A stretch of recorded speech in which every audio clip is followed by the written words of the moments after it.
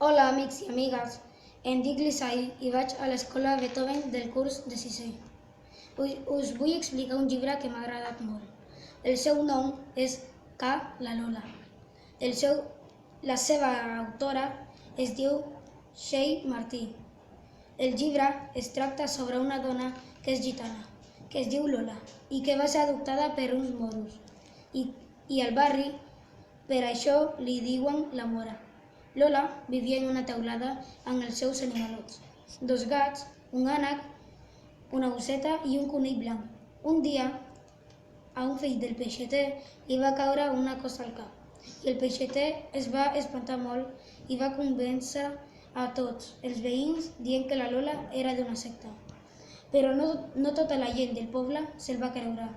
Alguns no hi estaven d'acord i aviat van començar els disgustos. Us convido a que el llegiu, que segur que us agrada.